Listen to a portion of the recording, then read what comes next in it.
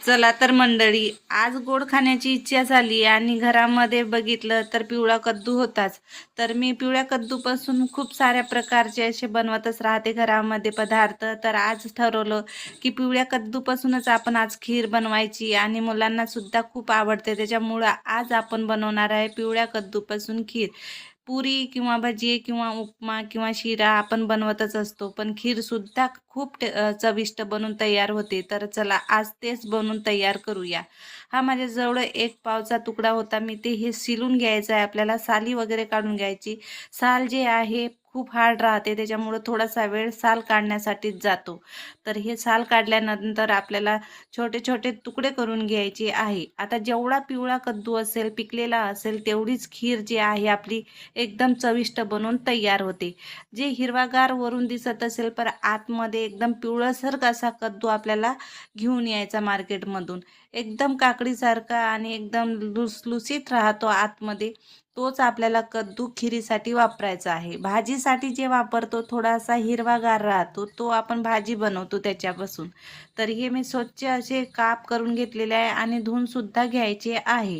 तर आता हे स्वच्छ धुवून घेतलेले आहे. आता एका पातेल्यामध्ये काढून घ्यायचे आहे आपल्याला. तर आता इथं पाणी न घालता स्टीम करून घ्यायचे आपल्याला, कारण की पाणी जर घातलं तर एकदम पानसटली आपली इथं खीर बनून तयार होते. 10 मिनटं मीडियम गॅसवर आपण स्टीम करू. आता हे 10 मिनटं झालेले आहे, चांगले छान इथं हे स्टीम झालेले आहे. जर दाब करून पाहिला तर लगेच असा हळुवारपणे हा मऊसूत असा आपला हा कद्दू तुम्हाला दिसत असेल. तर हा परफेक्ट आता इथं स्टीम झालेला आहे. थंड करून मिक्सरमधून काढून घ्यायचा आहे. आता याचा पेस्ट बनवून तयार करून घ्यायचा आहे पाणी न घालता. छान असा मस्त हलका फुलका इथं पेस्ट बनवून तयार झालेला आहे. आता याच्यामध्ये आपण काय करणार आहे, मिल्क पावडर ॲड करणार आहे. जर तुमच्याजवळ मावा असेल तर तुम्ही इथे अर्धी वाटी मावासुद्धा घालू शकता.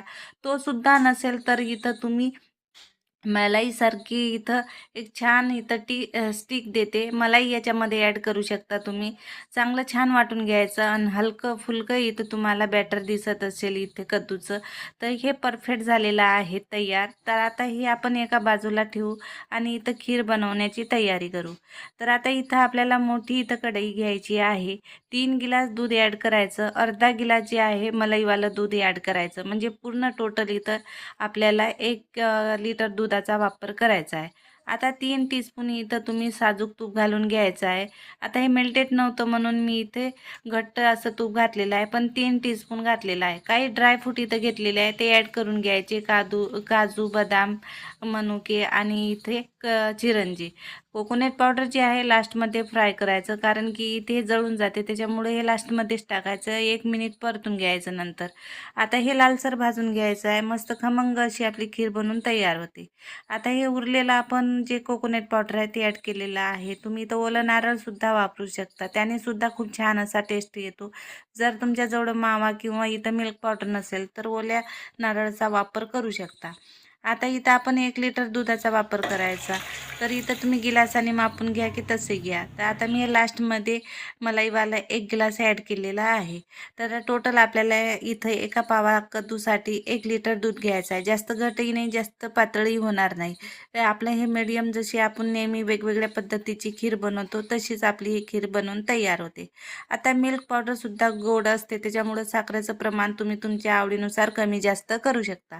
आता मी 100 ग्रॅम इथं घातलेली आहे साखर, आणि हे जास्त गोडही नाही होणार आणि जास्त फिक्कीसुद्धा होणार नाही. आता हे वाटलेलं पेस्ट याच्यामध्ये ॲड करून घ्यायचं आहे आपल्याला.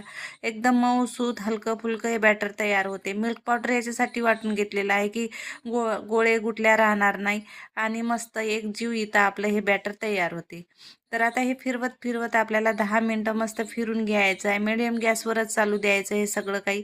आणि आता तुम्हाला दिसत असेल हे मस्त अशा उकळ्या येत आहे आणि फिरवत राहायचं, म्हणजे इथं तळाला हे बॅटर लागणारही नाही. आता हे आपल्याला बॅटर फिरवता फिरवता 10 मिनटं झालेलं आहे. थोडंसं इथं आटलेलं आहे दूध आणि थोडंसं घट होण्याची सुरुवात झालेली आहे. पुन्हा आपण 5 ते 6 मिनिटं इथं फिरवत राहायचं, जोपर्यंत आपल्याला जशी हवी तशी खीर होणार नाही. जास्त पातळी नको, जास्त घट्टही नको. मीडियम आपण खीर बनवून तयार करू. तर हे बघू शकता तुम्ही, मस्त आपलं हे 15 मिनटं झालेली आहे. छान मस्त उकळे आलेले आहे आणि घट्ट सुद्धा झालेली आहे. आता ही एवढीच घट्ट ठेवायची आहे. थंड झाल्यानंतर एकदम थिक नको, एकदम पातळी नको, तर मीडियम आपली ही खीर बनून तयार होते.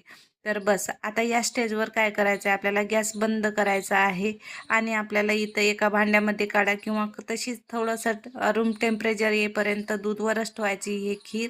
नंतर फ्रीजमध्ये तशी कढई ठेवा. नंतर तुम्ही एका प्याल्यामध्ये त्याला काढून सुद्धा घेऊ शकता. तर बस आता परफेक्ट आपली ही खीर बनून तयार झालेली आहे. आता थंड करण्यास ठेवू. तर चला, मस्त आपली हे थंडगार खीर बनून तयार झालेली आहे. बघू शकता मी प्याल्यामध्ये काढून घेतलेली आहे. एकदम मस्त येलो कलरची आपली ही परफेक्ट खीर बनून तयार झालेली आहे. बघू शकता तुम्ही, जर उन्हाळ्याच्या दिवसामध्ये हे लौकीची किंवा इथे आपण कद्दूची खीर बनवली ना, तर पोटालाही थंडावा मिळतो आणि हेल्दीसुद्धा राहते. तर तुम्ही कधीही एनी टाईम ही खीर बनवू शकता, कारण की कद्दू मार्केटमध्ये कधीही मिळतात असं काही नाही. फक्त खेड्यामध्ये मिळत नाही, पर सिटीमध्ये एनी टाईम कधीही मिळते. तर बघू शकता छान मस्त झालेली आहे, टेस्टीसुद्धा झालेली आहे. तर एक वेळा नक्की बनवून बघा. या पद्धतीने तुम्हाला सुद्धा आवडणारी आहे. एकदम परफेक्ट, एकदम स्टेप बाय स्टेप तुम्हाला सांगितलेली आहे मंडळी.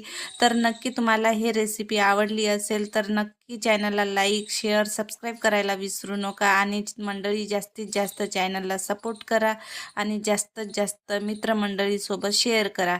तर भेटू अशाच एका नवीन रेसिपीसोबत. तोपर्यंत आनंदी राहा, खात राहा. तर चला, बाय बाय.